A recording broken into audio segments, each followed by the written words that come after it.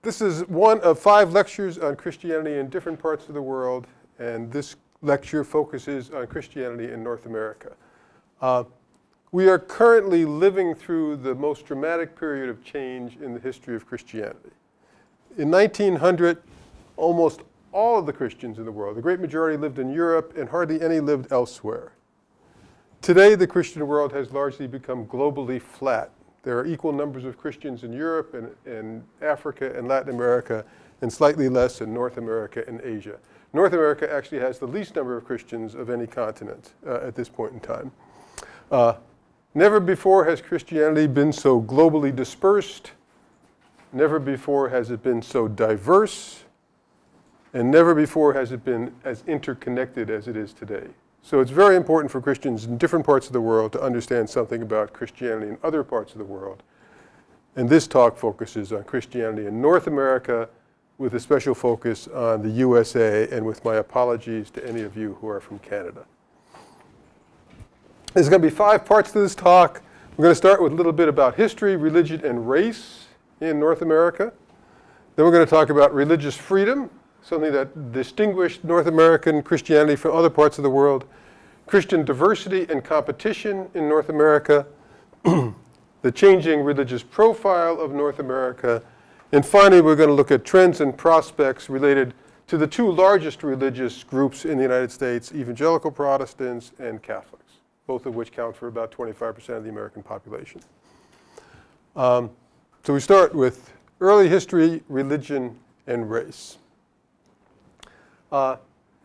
In the early 1500s and 1600s, a number of different European nations began to move into North America. The Spanish were the first to arrive, followed by the French. Later came the British, and finally Russians. So you had different kinds of Europeans impinging on North America.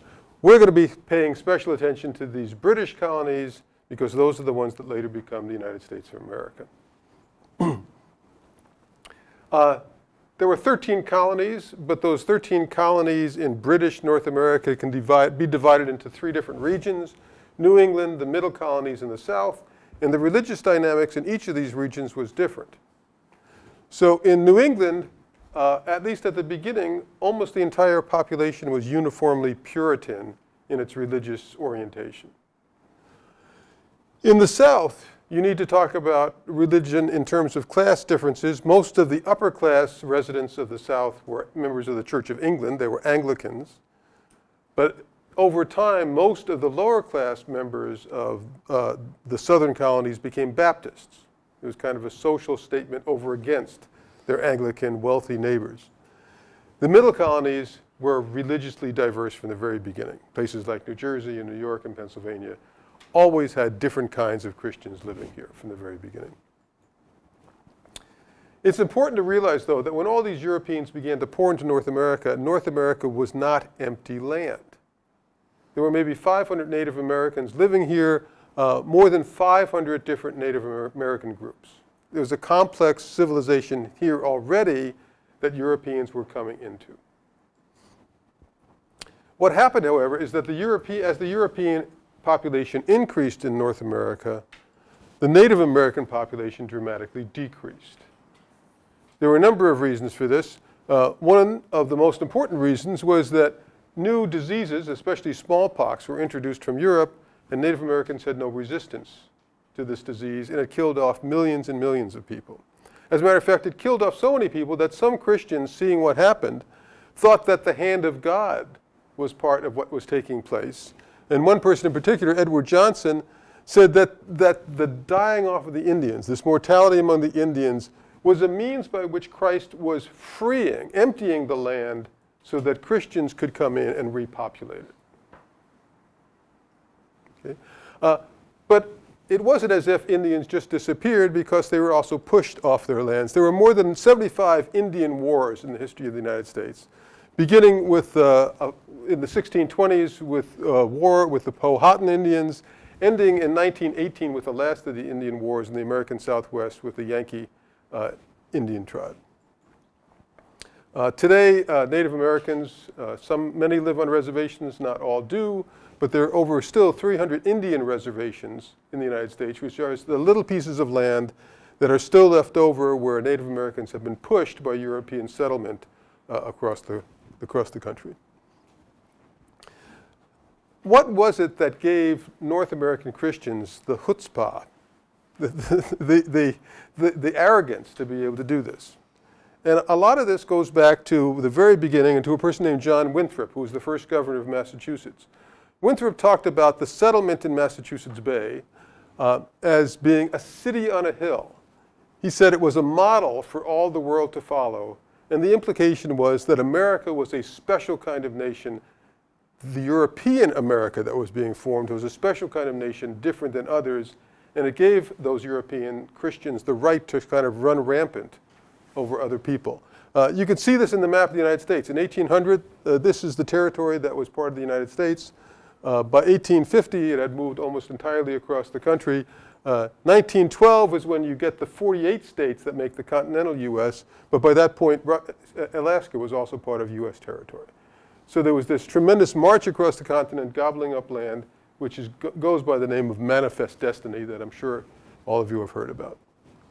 The point is, though, that many Americans, and especially many American Christians, continue to see the United States as a special and unique kind of country that may have a special and unique calling from God that distinguishes it from all other countries. As a matter of fact, one person wrote a book about this. The United States is seen as a Christian nation, or as one person said, it is a righteous empire that has a right to export its way of life to other people around the world, because we are, in fact, as Winthrop said, this city on a hill, this model for the rest of the world. There was one problem, however, when Americans in the 19th century looked around and wanted to see America as a Christian nation and a model for everyone else, and that was the practice of slavery. Slavery in the U.S. was a horrible institution. As you can see by the whip marks on the back of this one slave, it was not a kind system, it was a cruel system. It was a system that seemed incompatible with Christianity. As a matter of fact, Frederick Douglass, one of the people in the 19th century who was most outspoken against slavery, said, "Between the Christianity of this land and the Christianity of Christ, I recognize the widest possible difference. I love the Christianity of Christ, therefore I hate the corrupt, slave-holding, partial and hypocritical Christianity of this land." Okay? Partly because slavery was such a blight on Christian America, more and more Christians finally came to the conclusion that slavery had to be abolished, and eventually it was. But during the period of slavery and following, many African slaves became Christians themselves. Many of them were not allowed to worship in public, however, so you had the development of what's sometimes called the invisible institution of slave Christianity. Later, this would blossom into something that's called the Black Church, a separate church that is predominantly, historically, African American. The first black-led congregation in the United States is a Baptist church in Petersburg, Virginia. The first historically black denomination in the United States is the African Methodist Episcopal Church, and the mother church is Mother Bethel Church in Philadelphia, Pennsylvania. Even until today, it's impossible to talk about Christianity in America without talking about race, because even until today, white people and African Americans tend to go to different churches. Martin Luther King long ago said the most segregated hour in Christian America is 11 o'clock on Sunday morning, and that's still the case today. Religious freedom, understanding religious freedom in the United States. To understand religious freedom in the United States, we first have to understand something about how Christianity was practiced in Europe in the 1500s and 1600s and 1700s when America was being populated. The model in Europe is that every nation should be Christianly homogeneous. There should just be one church in each nation. In some nations that was Catholicism. In other nations, England, it was the Church of England. In Scandinavia, it was various different Lutheran churches.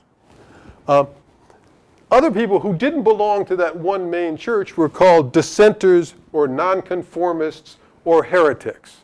These are not non-judgmental terms. And at best, what you had in Europe slowly over time was a grudging tolerance given to these people who differed from the mainstream in terms of their Christian faith. In the United States, something different happened. People came here precisely to get away from the kind of coercion that was associated with the state church system in Europe. They came here to exercise their own religion freely, to practice their own religion freely. But it took a while for North Americans to figure out what that meant. The first model, the New England model of religious freedom, is a little strange. This was religious freedom for the Puritans who came to New England, and other people were allowed the total freedom to stay away from New England. If they did show up, they would be persecuted, and as a matter of fact, Mary Dyer was one of several people that was put to death in New England for coming there and preaching heretical views. She was a Quaker. So Puritans wanted to be free for themselves. They were not yet ready to give freedom to other people. But a number of people in even the colonial American times began to say that everyone should be free to practice their faith as they want to, beginning with Roger Williams, who talked a lot about soul liberty. Everybody, every individual was responsible for their own life before God. The First Great Awakening, a revivalistic movement that went through all 13 of the colonies, also emphasized the need for personal choice in matters of faith. And finally, people like Thomas Jefferson argued that coercion in matters of faith actually corrupts religion itself. So people were beginning to develop a theory or a theology of religious freedom that was very different than what took place in Europe. As a result of all these things, by the time of the Revolution, there were lots and lots of different Christian groups, denominations in the United States already. Baptists, Catholics, Congregationalists, Church of England, Lutheran, Methodists, Presbyterians, Quakers, Reformed, Seekers, Waldensians, others. There were lots of different kinds of Christians here. So when the North American settlers went to start a new country, they decided that all of those people should be free to practice their faith. But even more so, they developed essentially a religious maxim that almost all North Americans believe deeply in their hearts that for faith to be genuine, it has to be free. So that if you do not have freedom of religion, you cannot have genuine faith, Christian faith or any other kind of faith. This is different, very different from what was understood for 1,800 years in Europe. It's very different from the way religion is understood in a number of countries around the world still today. Christian diversity and competition. Because religion is free in the United States, anybody can start an organization, and if they can get enough people to follow them, they've got a new church. It's often said that in the decades after the Declaration of Independence, after the American Revolution, there was an explosion of religious energy in the United States. Many, many new traditionally Christian churches were begun, but many other less traditionally Christian religious organizations began too, Shakers and Transcendentalists and Unitarians and Mormons and a whole host of others, because in America you could be anything you wanted to be religiously. You end up with a complex mosaic of American Christianities, so complex that Americans even coined a new term for their churches, and that term is denominations. The word denomination comes from the verb to denominate, which means to name or call, and denominations are distinctively named institutional embodiments of Christianity. But what's also unique about this denominational system is that different denominations see themselves simultaneously as competing with other churches or denominations and cooperating with those other denominations. Christian denominations recognize other denominations as being genuinely Christian. They're not heretics. But at least historically, most members of a denomination thought their denomination was the best. Okay, which is, again, a different attitude than what was in Europe. There are currently, according to the World Christian Database, 599 denominations in the United States. I think there are actually more of them.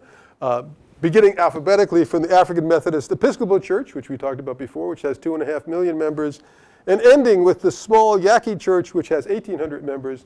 These are Christians who are members of that Indian tribe that was involved in the last of the Indian Wars in 1918. There's only about 20,000 Yaquis in the country, and so about 10% are Christian, members of this church. Christianity in America, though, isn't just packaged in denominations. It's also packaged in a host of different movements that have attracted a great amount of passion and support from American Christians. Sometimes more passion and support than their denominations. So, for example, the abolitionist movement was a hugely important Christian social movement that attracted the loyalty and energy of thousands and thousands of people. Women's rights movement was another movement that's involved lots and lots of Christians. The temperance movement, the attempt to get rid of alcohol in the United States. They won, they actually got temperance, but then it failed because it created the mafia. So they got rid of temperance. The social gospel movement is another movement. The fundamentalist movement, which in some senses was opposed to the social gospel. The civil rights movement was an incredibly deeply Christian movement to make America a better place. The pro-life movement is another contemporary movement like this, and so is the movement of progressive Christianity that seeks to welcome all people, regardless of gender orientation, into churches. So you have all these different movements that have also been carriers of Christianity in America, not just denominations, but also these movements. All of them crisscrossing against each other, sometimes passionately disagreeing with each other. Finally, in the last 2 or 3 decades, the fastest growing segment of Christianity in North America has been non-denominational Christianity. There are now about 35,000 independent congregations in the United States that are not connected with any particular denomination, and it makes up about 7 to 8% of all the Christians in the country. But the importance of non-denominational Christianity goes beyond the non-denominational churches themselves, because even many churches that are associated with the denomination no longer advertise themselves in that way. It may be an Assemblies of God church or a Methodist church or a Baptist church, but it won't have that word in its title. It'll simply be the community church or the Grace Church of X. It won't have the denominational title. So in America, then, we have this not complex mosaic, not just of denominations, but also of movements, and now of independent congregations, crisscrossing against each other. America is changing religious profile. What I want to do here is just look broadly at how the overall composition of America has changed in the last 100 years or a little bit more. In 1900, 80% of the country was Protestant, 14% of the country was Catholic, and then there was a smattering of other people here. Overwhelmingly Protestant, 80% Protestant, 1900. 1970, it's down to 2/3 Protestant, 1/4 Catholic. There's a 2% other Christians. These are mostly Eastern Orthodox Christians and Mormons. 4% other religions, almost all of whom were Jews, and 2% non-religious. In 1970, America was becoming a little uncomfortable with calling itself Christian because there were so many Catholics and also so many Jews. So this is the time when America began to call itself a Judeo-Christian nation rather than a Protestant nation. Today, the composition of America looks something like this. Protestants now make up less than half the population. 22% are Catholic, 3% are other Christians, 6% other religions, with many more Muslims, Hindus, and Buddhists than before, so that they are almost equal in number with Jews. And 20% of the population now is non-religious or religiously unaffiliated. This term Protestant, I'd like to break Pentecostals out of Protestantism because I think Pentecostals are slightly different in their orientation than Protestants. If you do that in the United States, you only have 33. Only a third of the country is now traditionally Protestant. 15% would be Pentecostal.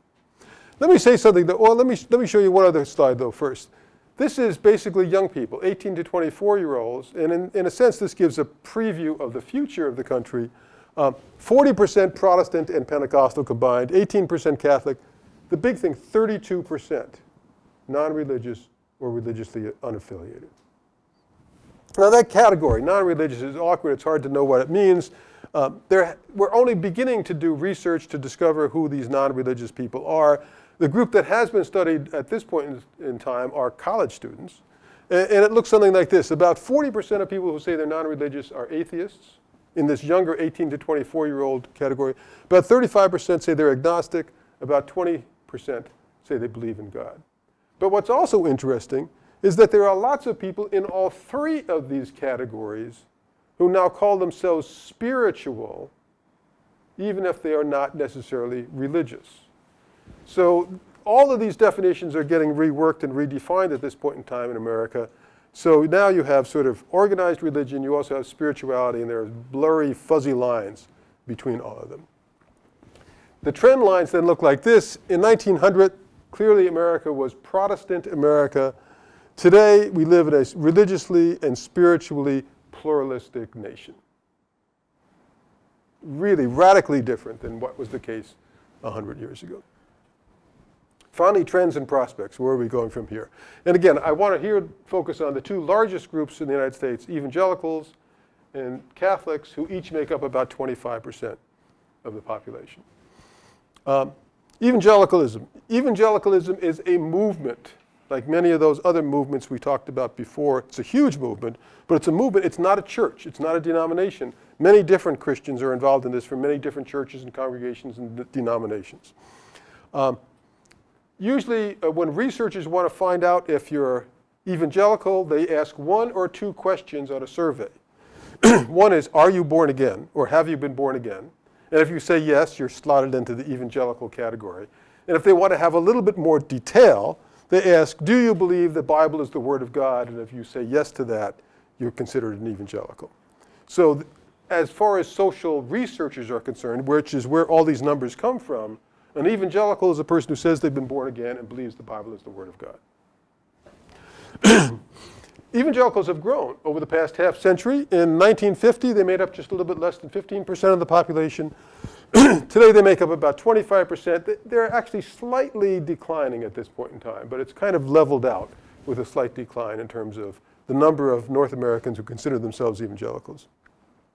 The composition of evangelicalism has been changing, though. In 1950, evangelicalism was defined itself as a certain kind of Protestant. A small handful of Pentecostals were also identified with the movement as evangelicals, but clearly Catholics were totally other. If you look at evangelicalism today, when people count the numbers, it has become significantly larger, but it's become larger mainly by gobbling up most of Pentecostalism. So most Pentecostals and about half of American Protestants now consider themselves evangelical, but the movement's grown so much that even some Catholics now consider themselves evangelical. So this is what I mean by saying it's a movement. It's not defined by institutional boundaries. It's defined by self-definition and whether you answer those two questions positively. One of the things that's happened to evangelicals is their relationship to politics has changed.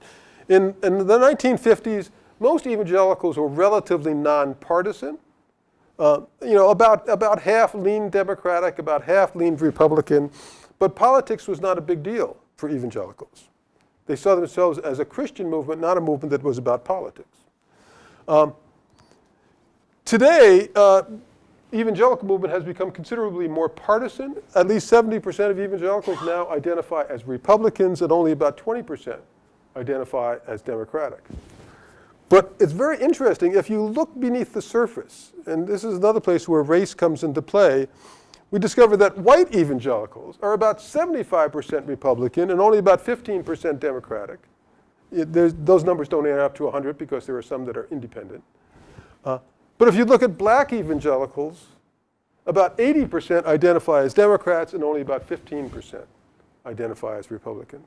So there's a lot of diversity going on underneath this seemingly uniformed label of evangelical. What does the evangelical future look like? It's hard to predict these things, but let me show you generationally what's happening. We're going to talk about 4 generations: the World War II generation, the Boomer generation, me, Gen X, your parents, millennials, you. Okay? About 50% of the World War II generation identified themselves as conservatives, religiously and politically.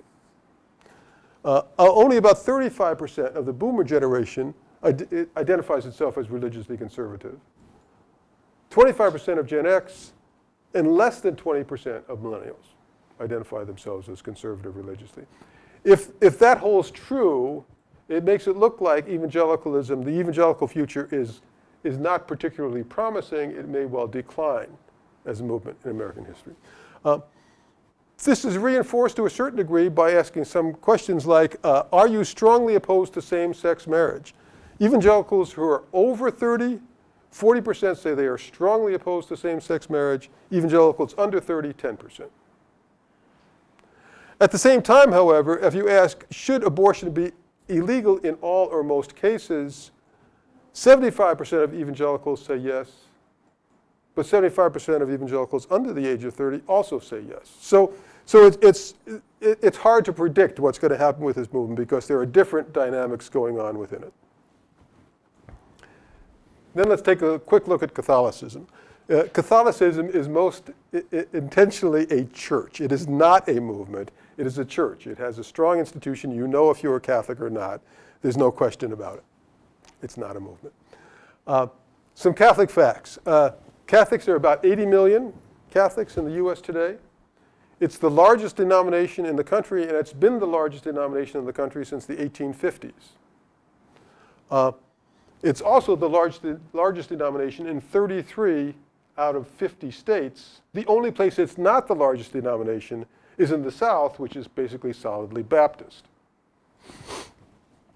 10%, the Catholic Church is so large that 10% of Americans are ex-Catholics. About a third of people who are born Catholic end up leaving the church. Other churches lose about the same number. But because the Catholic Church is so big, if it was a denomination, ex-Catholics would be the second largest denomination in the country. Politics in Catholics. Back in the 50s, the Catholic population, by and large, leaned Democratic. I don't have exact percentages, but it certainly leaned Democratic. Today, Catholics are much more middle of the road in terms of politics.